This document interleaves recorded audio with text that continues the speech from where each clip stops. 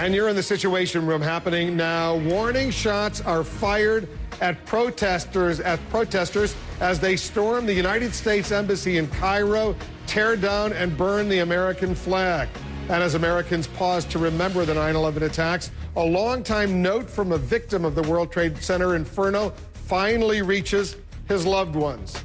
And Bill Clinton energized the crowd over at the Democratic Convention. Can he do the same out there on the campaign trail? The former president speaks in Florida in the next hour. We'll bring it to you live. We want to welcome our viewers in the United States and around the world. I'm Wolf Blitzer. You're in the Situation Room.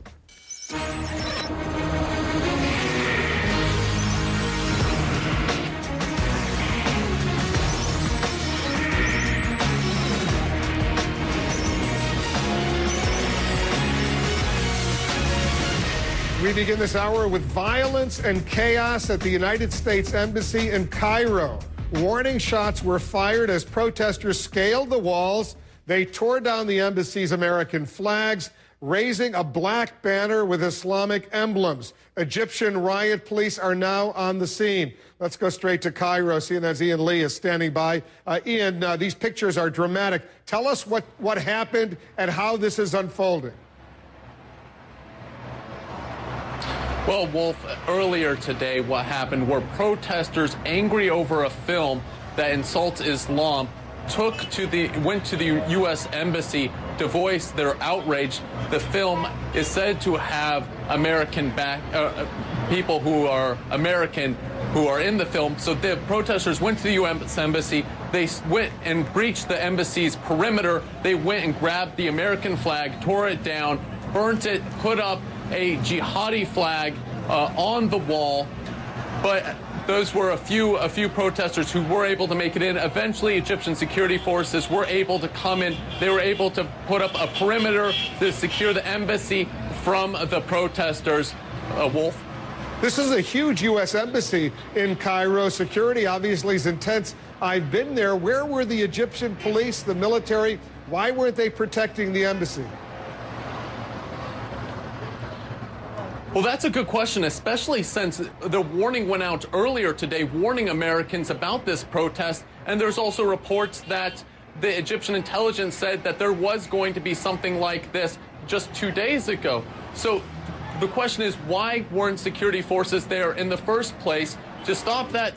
They did show up later, but the security forces were a bit timid to go out there and confront the protesters. In the past, we've seen protests like this escalate. Even the U.S. Embassy officials there said they were showing restraint when the protesters breached the perimeter. They didn't want things to escalate any larger than they already were. And as of now, right now, things have calmed down a bit, and the protesters are still chanting outside the embassy, but they're unable to actually get into the embassy. Has the government of President Mohammed Morsi, a Muslim Brotherhood leader, have they issued a statement? Have they apologized? Have they said anything about this?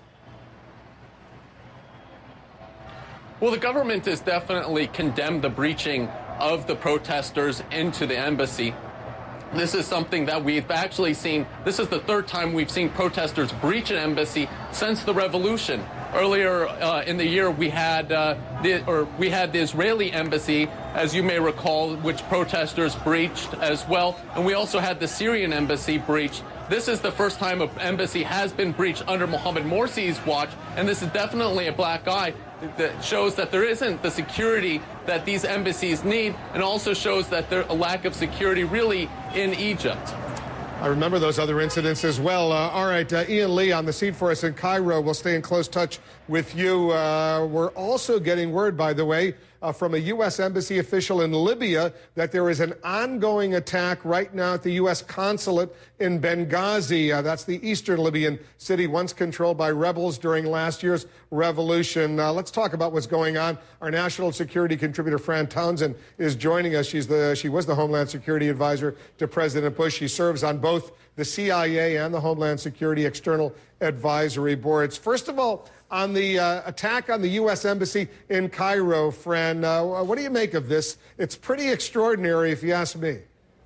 Wolf, it is extraordinary. And not only that, let's not forget the day on which, as Americans mourn the loss 11 years ago of the victims of 9/11, we shouldn't regard the picking of the date as an accident. After all, there were warnings, as we just reported, in the days leading up to this protest, and the Egyptians were on notice. And so I expect that there will be some pretty tough conversations between the U.S. State Department, the American government, and officials in Egypt. There really is no excuse, having been fairly warned about the protest, not to have had additional Egyptian security forces out there to protect our embassy. I know the U.S. has a tough ambassador, Ann Patterson, in Cairo right now. She's very experienced. I don't know if you know her, Fran, but this is a country, Egypt, that receives $1.5 billion a year in military and economic assistance, various forms of economic assistance. And as you know, there was concern in recent months since the election in Egypt, a Muslim Brotherhood government, if you will, over there, that maybe the U.S. should scale back. Certainly, this is going to cause some reconsideration, I assume, in Washington. Absolutely, Wolf. Look, Ambassador Ann Patterson, who you just said was very experienced, her last posting was in Pakistan, in Islamabad. So Ann Patterson knows how to deliver a tough message and understands very well the implications of today's incident. What was astounding to me was we saw this, what I can only regard as a sort of bizarre statement out of the American embassy in Cairo after the protest that said it was condemning sort of people using the universal right to free speech in order to make harm or do harm to another's religion. Look, in this country, Wolf, as you know, there's a Broadway play called The Book of Mormon that absolutely pokes fun at the Mormon religion. We believe in the freedom of speech, and we don't believe that the First Amendment, if somebody is offended by what you say, that's enough to condemn them for having said it, right, certainly as an official government statement. And so it was an odd statement by the U.S. Embassy in Cairo. It's inexplicable to me, the lack of Egyptian security forces, and we ought to expect that there will be real consequences to this incident. Yeah, let's hope everyone calms down over there. The stakes clearly are enormous right now. Fran, thanks very much.